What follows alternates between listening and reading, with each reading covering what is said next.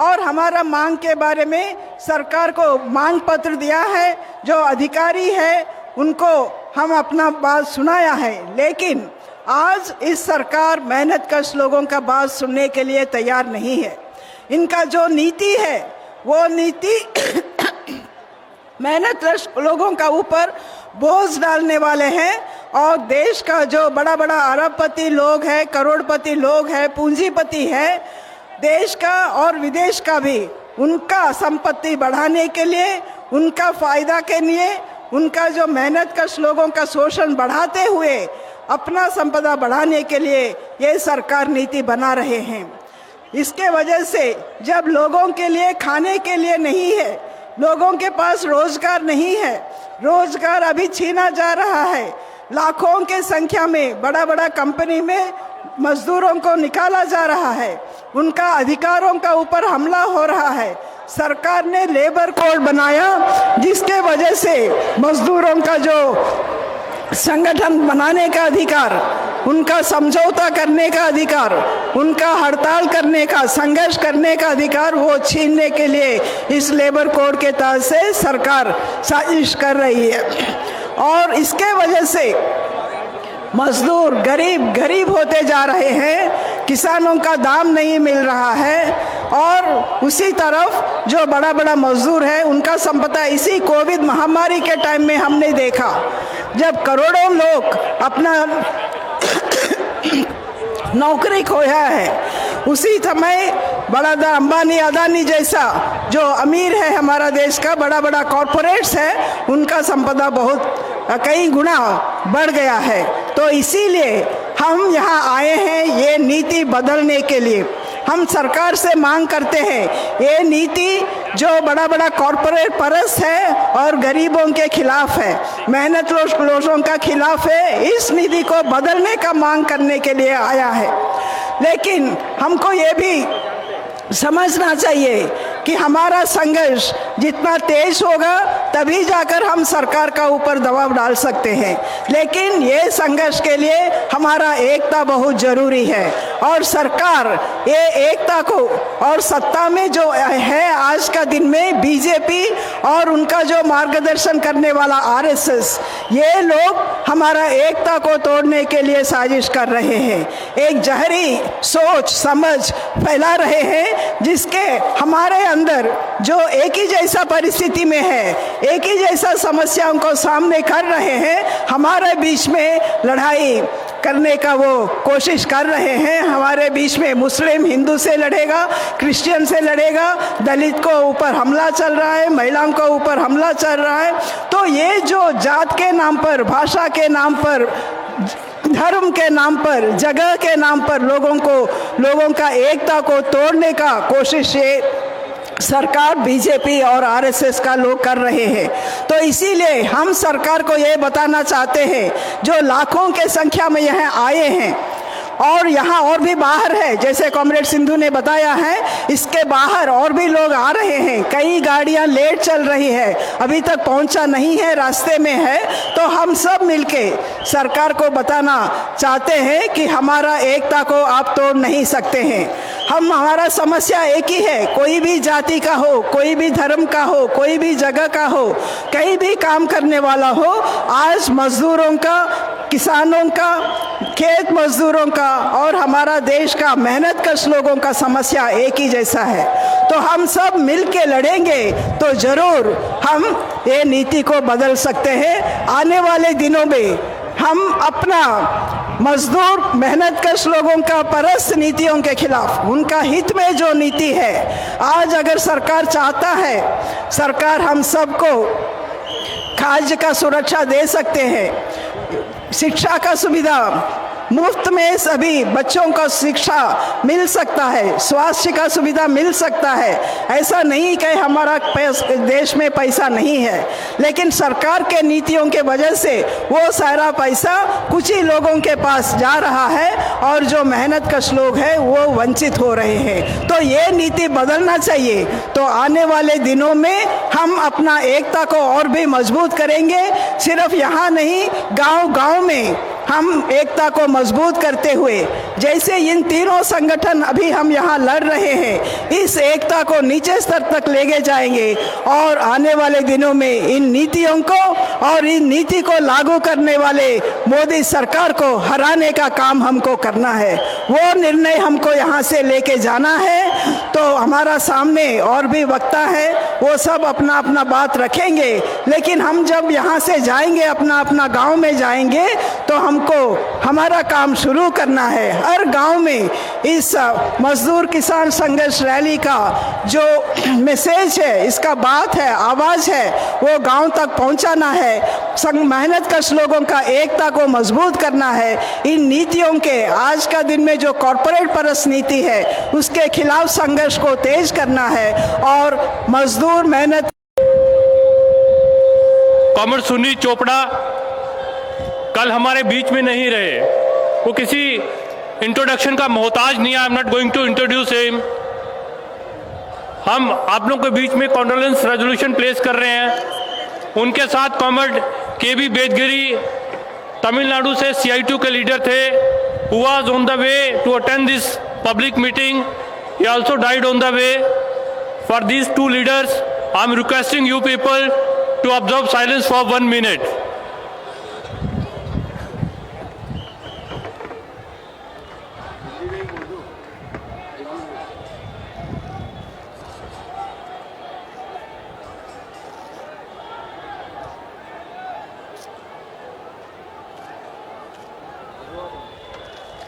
Thank you comrade. Comrade Sunil Chopra अमर रहे, अमर रहे, अमर रहे। कॉमरेड सुनील चोपड़ा को लाल सलाम, लाल सलाम, लाल सलाम। सुनील चोपड़ा अमर रहे, अमर रहे, अमर रहे। कॉमरेड सुनील चोपड़ा को लाल सलाम, लाल सलाम, लाल सलाम। इनकलाब जिंदाबाद।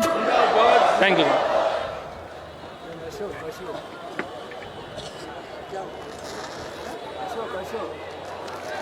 अब मैं गुजारिश कर रहा हूं किसान सभा के अखिल भारतीय अध्यक्ष कॉमरेड अशोक धबले से कि वो आए और अब इस जनसभा को एड्रेस करें। कॉमरेड अशोक धबले।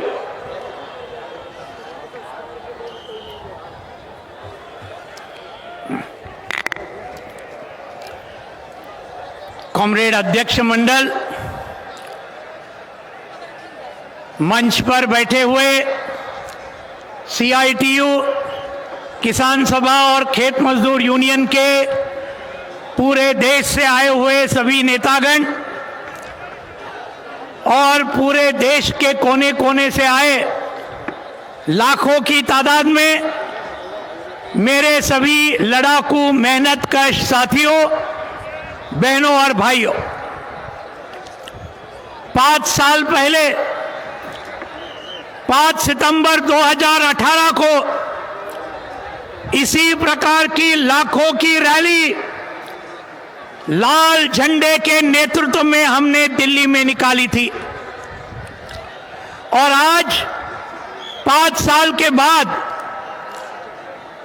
पूरे कश्मीर से कन्याकुमारी तक और गुजरात से गुवाहाटी तक हर राज्य से हमारे लाखों मेहनतकश साथी, हमारे असंगठित और संगठित मजदूर, हमारे मध्यम वर्ग कर्मचारी, हमारे किसान, हमारे खेत मजदूर पूरे देश के कोने कोने से 26-27 राज्यों से यहां इकट्ठा हुए हैं।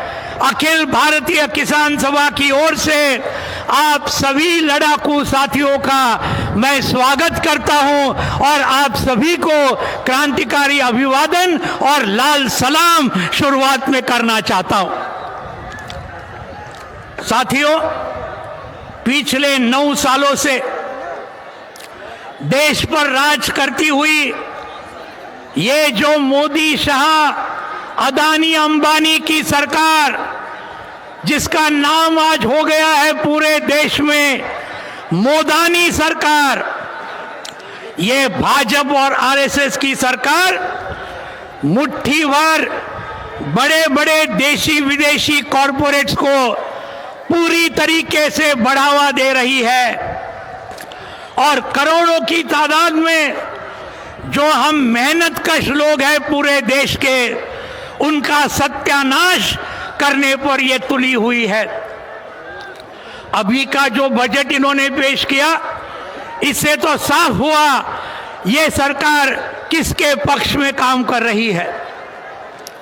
आज हमारी मांगे, हमारे बाकी सभी वक्ता उसके ऊपर ज्यादा विस्तार से बोलेंगे, लेकिन एमएसपी वाला मामला, सभी फसलों के दाम आज गिर रहे हैं, चाहे प्याज हो, चाहे कपास हो, चाहे सोयाबीन हो, चाहे अरहर हो, चाहे गन्ना हो, सभी के दाम लगातार गिर रहे हैं और उसके लिए ये मोदानी सरकार कुछ नहीं कर रही। हमारी मांग है लागत खर्चे का 1.5 गुना दाम हर किसान के हर फसल को मिलना चाहिए। इसलिए हम आज यहां लाल झंडे लेकर इकट्ठा हुए हैं। सभी जो गरीब किसान है, मंझले किसान है, खेत मजदूर है, इनका कर्जा पूरी तरीके से माफ होना चाहिए। अगर कॉरपोरेट का 11 लाख करोड़ का कर्जा ये मोदानी सरकार माफ करती है, तो करोड़ों किसान और खेत मजदूरों का कर्जा क्यों नहीं माफ करती? ये हमारा सवाल पूरे देश के गांव-गांव तक हमको लेके जाना होगा। जमीन का सवाल है, जमीन के हक और अधिकार का सवाल है, और ये वनाधिकार कानून हमारे आदिवासी किसान पूरे देश में लड़ रहे हैं उसके लिए कि हमारे नाम पर जमीन हो। ये करने को तैयार नहीं, उल्टा ये मोदानी सरकार ने फॉरेस्ट कंजर्वेशन एक्ट में ऐसे बदलाव लाए कि जिसके चलते आज हमारे आदिवासी किसानों को जमीन कभी नहीं मिल पाएगी।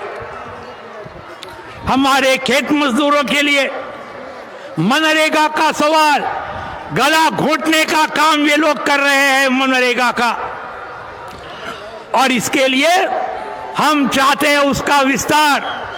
100 दिन के बदले में 200 दिन उसको मिले रोजगार, 200 रुपए के बदले में 600 रुपया उसको वेतन मिले न्यूनतम, और इसका विस्तार हो, शहरी इलाके में भी ये योजना शुरू की जाए। लेकिन ये कुछ नहीं करने को तैयार है। अभी भी दिल्ली में नरेगा संघर्ष मोर्चा 40 दिन से यहां पर इन्होंने धरना लगाया, 100 दिन के लिए यह संघर्ष जारी रहेगा। हमारे मजदूरों के लिए 26,000 रुपया हर माह न्यूनतम वेतन मिलना चाहिए, 10,000 रुपया सभी मेहनत कशों को पेंशन मिलना चाहिए। ये सब हमारी मांगे हैं मजदूर, किसान और खेत मजदूरों की। इसके लिए हम लड़ रहे। लेकिन साथियों, इन सब मांगों से भी 3 करना बंद करो, और इसके लिए हम लगातार लड़ेंगे। उसके ज्यादा 1000 Indians were killed by General Dyer and the British government in the Jallianwala Bagh massacre at Amritsar. What had Mahatma Gandhi said? He had said, this satanic British government cannot be mended, it has to be ended. That is what Mahatma Gandhi had said 104 years ago. Today, in 2023, after lakhs of Indians have died due to lack of oxygen, due to lack of hospital beds, due to lack of medicines in corona pandemic, when lakhs of Indians have died due to the lack of hunger, unemployment, and farmer suicides, agricultural workers and workers suicides, when hundreds of died in communal riots, this red flag rally is echoing Mahatma Gandhi and saying this satanic Modani BJP RSS government cannot be mended.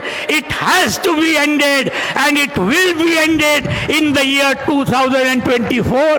There is no doubt about it. साथियों, ये सरकार 75 साल के आजादी की इस देश को मिली हुई सबसे जनविरोधी, सबसे कॉरपोरेट परस्त, सबसे सांप्रदायिक, सबसे मनुवादी और सबसे तानाशाही सरकार रही है। इसमें कोई दो राय नहीं। 1919 में जालियनवाला बाग का हत्याकांड जब हुआ था, 1000 से ज्यादा भारतीय लोगों को ब्रिटिश के जनरल डायर ने गोली मारकर हत्या कर दी थी। तभी महात्मा गांधी जी ने कहा था, क्या कहा था?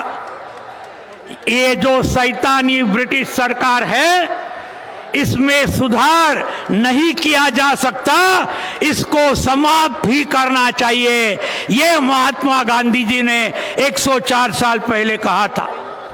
आज 2023 में ये कोरोना के वजह से, ऑक्सीजन न मिलने से, हॉस्पिटल का बेड न मिलने से लाखों हमारे भारतीय लोग जब मर गए, ये आज के भूख के वजह से, किसानों की आत्महत्या की वजह से लाखों लोग जब मर गए, तब आज हमारी ये लाल झंडे की रैली यही ऐलान करती है जो महात्मा गांधी जी ने 104 साल पहले किया था। हम आज ये कहते हैं, ये बीजेपी आरएसएस की शैतानी, ये बीजेपी आरएसएस की सरकार, इसको सुधारा नहीं जा सकता, इसको समाप्त ही करना चाहिए। और इसको समाप्त करने का काम पूरे देश में 2024 में हम जरूर करेंगे, इसमें कोई दो राय नहीं हो सकती। साथियों, अंत में कविता के 2 शब्दों से मैं खत्म करूंगा। एक कवि ने कहा, और ये उन्होंने कहा, हम सूखी पत्तियां नहीं, हम सूखी पत्तियां नहीं जो पेड़ से झड़ के गिर जाए, हम सूखी पत्तियां नहीं जो पेड़ से झड़ के गिर जाए। आंधियों से कह दो, आंधियों से कह दो अपनी औकात में रहे, आंधियों से कह दो अपनी औकात में रहे। हवाओं का रुख बदलना हमें आता है, हवाओं का रुख बदलना हमें आता है। इस हवाओं का रुख अगले 1 साल में हम लोगों तक जाएंगे, हर गांव में जाएंगे, हर बस्ती में जाएंगे, हर मोहल्ले में जाएंगे, और ये हवा का रुख बदल के ही हम रहेंगे। ये आज हम निर्धार करते हुए यहाँ से जाए, यही दरख्वास्त करते हुए मेरे चंद शब्द में पूरा करता हूँ। धन्यवाद। इनकिलाब जिंदाबाद।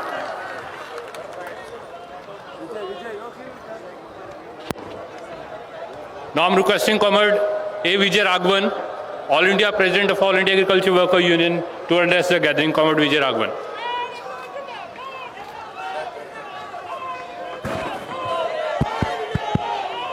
अध्यक्ष मंडल के साथियों, मंच में शामिल हुआ नेतागण और हिंदुस्तान की कोने कोने से इधर मौजूद होने वाले हमारा साथीगण, आप सबको अखिल भारतीय खेत मजदूर यूनियन की ओर से क्रांतिकारी अभिनंदन देता हूं। आज हिंदुस्तान की राजधानी में विभिन्न कोनों कोनों से मेहनत करने वाले हमारे साथीगण शामिल है। दिल्ली में आने की पहले हर जिलों में, गांवों में इस संघर्ष की संदेश लेकर हमारा साथीगण पदयात्रा किया, बहुत ज़्यादा अन्य कैंपेन भी किया था। हिंदुस्तान में आज ऐसा एक हालत पैदा हो रहा है, इस हालत ऐसा है, सत्ता में भाजपा की सरकार है, सामने नरेंद्र मोदी जी और उनकी मंत्रीगण है, इसके पीछे आरएसएस वाला बैठ रहा है, पीछे आरएसएस वाला बैठकर हिंदुस्तान में जो सरकार पालन कर रहा है, उस सरकार गरीबों के खिलाफ है। आप देखिए, आज हिंदुस्तान में महंगाई सबसे ज्यादा है और भूख में रहने वाला उनका नंबर हिंदुस्तान में सबसे ज्यादा है। तो नरेंद्र मोदी जी की राज्य में गरीबी में बढ़ोतरी चलता है, गरीब लोगों को कुछ भी सुविधा नहीं मिलता है। जो पुराने जमाने में जो अनाज को सब्सिडी दिया, अभी वो सब्सिडी बंद किया और जो गरीबों को सुविधा देने वाले कार्यक्रम है, उस कार्यक्रम को हमारा देश की बजट में बहुत कटौती किया। शिक्षा को अलॉटमेंट है, उसमें कटौती किया। स्वास्थ्य की अलॉटमेंट में, इसमें भी कटौती हुआ। अब देखो, गरीब लोगों को गांव में रोजगार देने वाला नरेगा है, इसकी अलॉटमेंट में भी कटौती है। देश में बेरोजगार बहुत ज्यादा बढ़ते रहते हैं। क्या कार्यक्रम है नरेंद्र मोदी जी के हाथ में? इस दुनिया में सबसे ज्यादा नौजवान हिंदुस्तान के अंदर है, उनको रोजगार देने वाला कार्यक्रम नहीं है। चुनाव के पहले कहा हम सत्ता में आने तो हर साल में 2 करोड़ लोगों को रोजगार देगा। अभी किसको रोजगार दिया? गरीब नौजवानों को रोजगार नहीं दिया, सिर्फ गोरक्षक को रोजगार दिया। गोरक्षक को रोजगार है, गरीबों को रोजगार नहीं मिलता है हिंदुस्तान के अंदर। और जो गरीब लोग हैं उनको थोड़ा सब्सिडी मिलता था, वो बंद किया। अभी जीएसटी शामिल इंट्रोड्यूस किया। वो जीएसटी में नरेंद्र मोदी जी ने कहता है हमारा जो सत्ता है इसमें भ्रष्टाचार नहीं है, लेकिन अब देखो अभी करप्शन, अभी जो अदानी के बारे में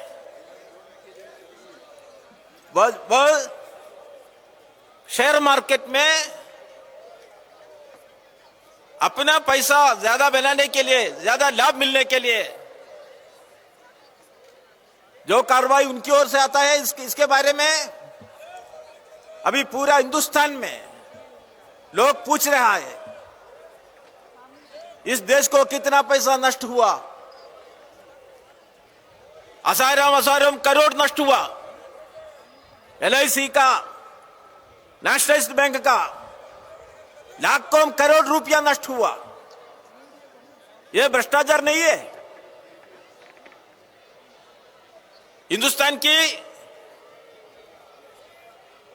एयरपोर्ट, हिंदुस्तान की सी पोर्ट, हिंदुस्तान की कोयला की इलाका,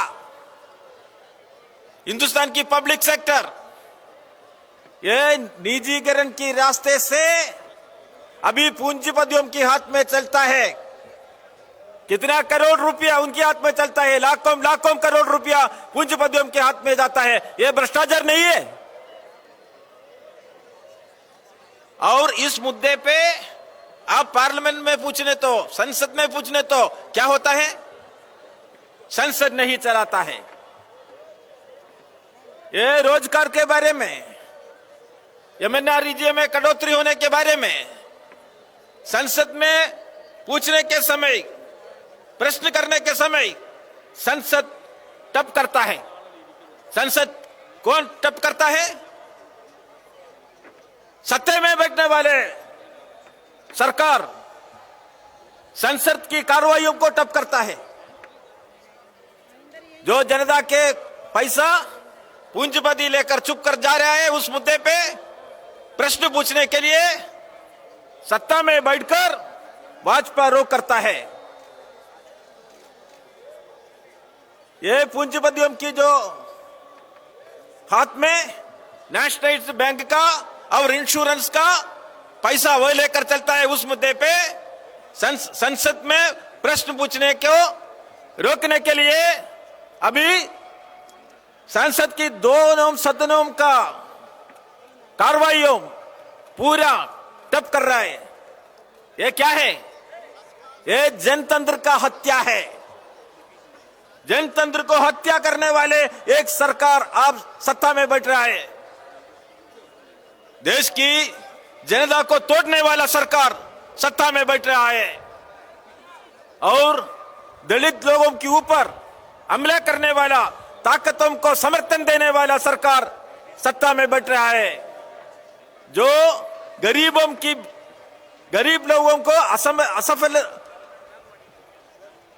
गरीब लोगों को तोड़ने वाला सरकार सत्ता में बैठ रहता है। इसी राजनीति को बदलना है। हम लाल झंडा लेकर इधर आता है। एक लाल झंडा लेकर एक सरकार केरला पे, एक हमारे एक राज्य में अभी पालन कर रहा है। केरला में क्या अवस्था है? केरला की सरकार जो सब भूमिहीन लोग हैं उनको भूमि देता है, उनको जमीन देता है। केरला के अंदर सब मकानहीन लोग हैं उनको मकान देता है। जो विपक्ष की सरकार है उस सरकार को तोड़ने के लिए राज्यपालों की ऑफिस इस्तेमाल कर रहा है। तो गणतंत्र की भविष्य का क्या हो जाएगा? इस सरकार हिंदुस्तान को तोड़ने वाला सरकार है। इस सरकार गणतंत्र को तोड़ने वाला सरकार है। इस सरकार सामाजिक सुरक्षा बंद करने वाला सरकार है। यह सरकार गरीब लोगों की खिलाफ है। यह सरकार हिंदुस्तान की जनता के खिलाफ है। इस सरकार को बदलना है। इस राजनीति को बदलना है। एक वैकल्पिक राजनीति हिंदुस्तान में पैदा होने के लिए बहुत ज्यादा कैंपेन हर कोने कोने पे होने की जरूरत है। आज दिल्ली में मौजूद हुआ इस रैली इस राजनीति का संदेश लेकर वापस जा रहा है। एक वैकल्पिक राजनीति का संदेश लेकर हम वापस जा रहा है और जो राजनीति आगे ले जा रहा है बीजेपी के ओर से, उस राजनीति को बंद करने के लिए, तोड़ने के लिए, हटाने के लिए हिंदुस्तान में जो संघर्ष पैदा होना है उस संघर्ष की संदेश इस आज की जो महारैली से पैदा हो रहा है। मैं आप सबको अनुरोध कर रहा हूं साथियों, बहुत कठिनाई से आप सब इधर है और इधर से वापस जाने के लिए बाद अपना इलाका में संघर्ष आगे लेना है। संसद की संघर्ष टप किया भाजपा, लेकिन जनता की संघर्ष, सड़क की सर्कस संघर्ष को टप करना मुश्किल है। इसलिए हम सदन में संघर्ष करने को कोशिश करेगा, लेकिन हजारों लोग गरीब लोग हिंदुस्तान की हर इलाका में सड़क में संघर्ष कर कर इस राजनीति को बदलेगा। उस संदेश लेकर गांव में जाने के लिए, संघर्ष की आग लेकर आगे जाने के लिए जो राजनीति है हिंदुस्तान में, इसको बदलकर वैकल्पिक राजनीति आगे जाने की संघर्ष शुरू करने के लिए आप सबको अनुरोध कर कर मेरा भाषण समाप्त कर रहा हूं। इंकुलाब जिंदाबाद। साथियों, अभी जो साथियों ये महत्वपूर्ण रैली में भागीदार है रिसेप्शन कमेटी के ओर से, आप सबसे अनुरोध है, हम एक बार हमारा सबसे बड़ा हथियार है हमारा एकता, मजदूर किसान एकता। एक नारा लगाएंगे हम, पहले मजदूर किसान एकता, और अब सब लोग से अनुरोध है, ये नारा लगाने के लिए अब सब लोग हो। मजदूर किसान एकता जिंदाबाद, मजदूर किसान एकता जिंदाबाद, मजदूर किसान एकता जिंदाबाद। अभी हमारा 3 संगठनों का, अभी हमारा अध्यक्ष और हमारा जनरल सेक्रेटरीज, उन लोगों से और हमारा रिसेप्शन कमेटी का चेयरमैन कॉमरेड प्रभात पटनायक से हम रिसेप्शन कमेटी के ओर से अपील करता है, ये महत्वपूर्ण ये रैली को एक साथ आगे आके अभिवादन करेंगे। Comrade Hemlata, comrade Ashok Dawale, comrade A Vijay Raghavan, comrade Tapan Sen, comrade Vijay Krishnan, comrade B Venkat और कॉमरेड प्रभात पटनायक, ये 7 साथियों से हमारा अनुरोध है, आगे आइए और आप सभी साथियों को अब अभिवादन कर दीजिए। Thank you comrade.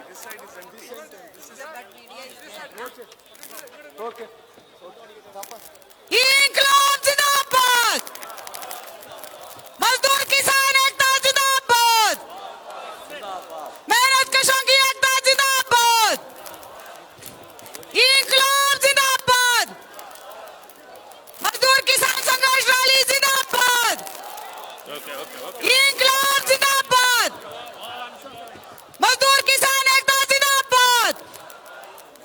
ए देश हमारे आपके, ए देश हमारे आपके, नहीं किसी के बाप का।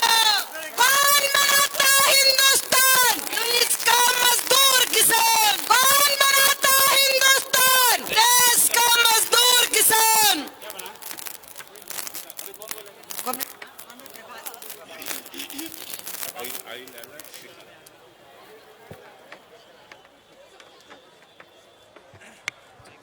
अभी मैं इस मजदूर किसान संघर्ष रैली का जो रिसेप्शन कमेटी है उनका चेयरमैन और एमिनेंट इकोनॉमिस्ट प्रोफेसर प्रभात पटनायक से आमंत्रित करती हूँ कि वो आके अपना भाषण दें।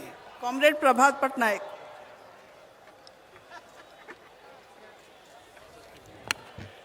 अध्यक्ष मंडली, साथियों, आप लोग इतने बड़े तादाद में देश के कोने कोने से आए हैं, इसलिए पहले तो मैं आपको बधाई देना चाहता हूं।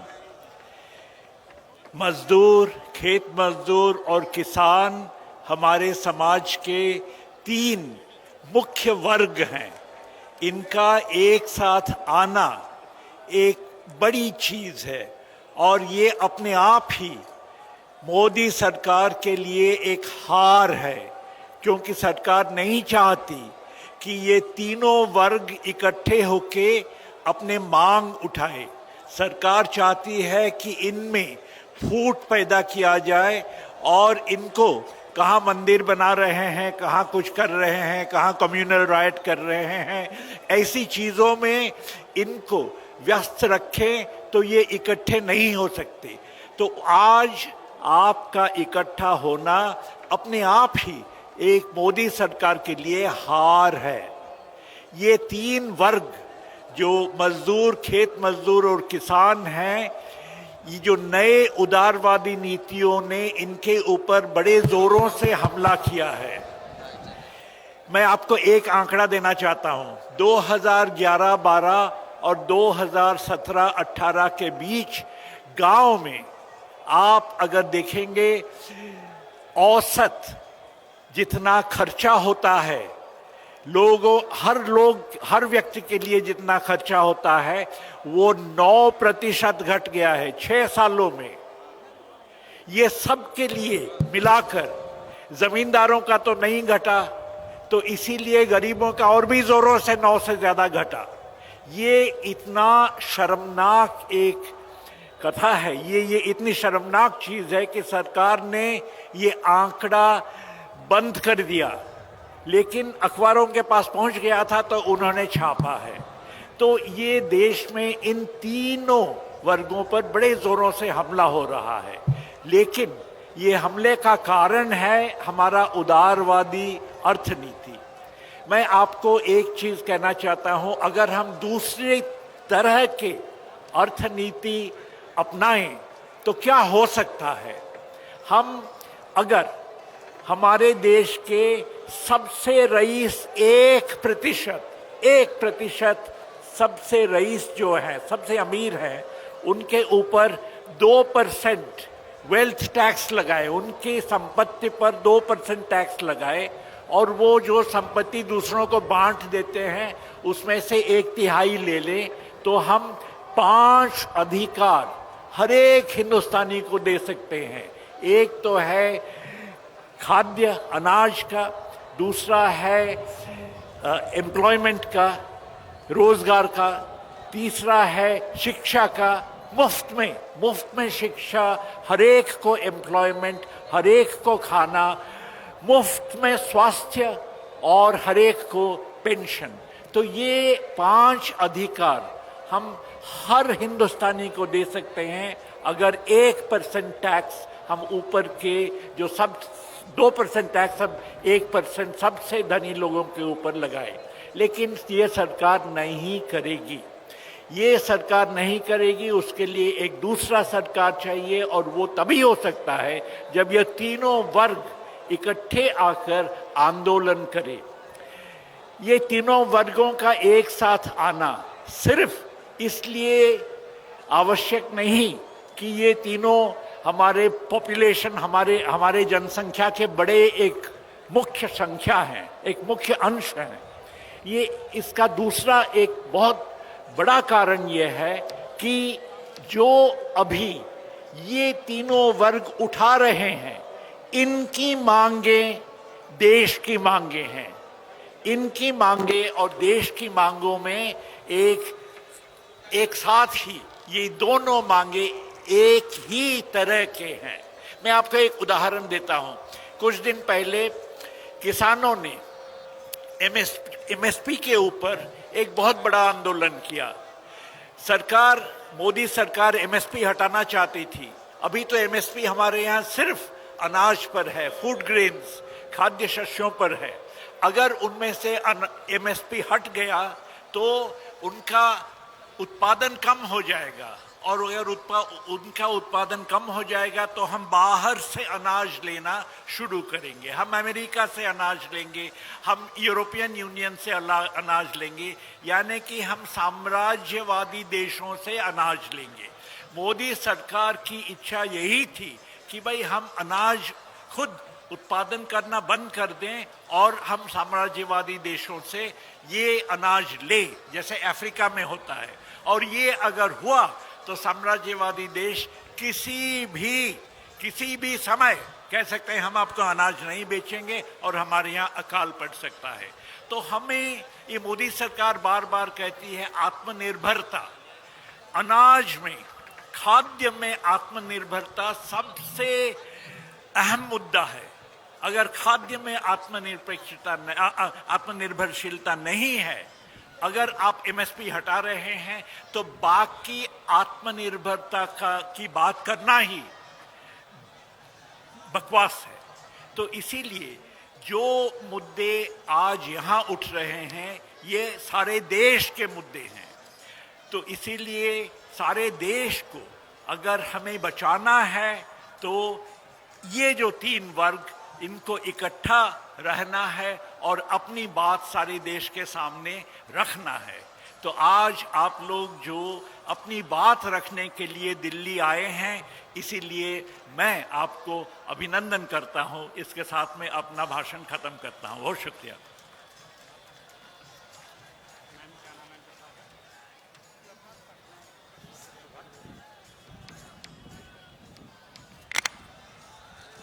अभी मैं श्रीकांत मिश्रा जो जनरल सेक्रेटरी हैं all India insurance employees association का, उनसे रिक्वेस्ट करती हूँ अपना बात रखें। आदरणीय अध्यक्ष जी, मंच पर बैठे हुए हमारे अभ्यर्थना समिति के अध्यक्ष, वरिष्ठ नेतागण और पूरे भारत से आए भारत की पब्लिक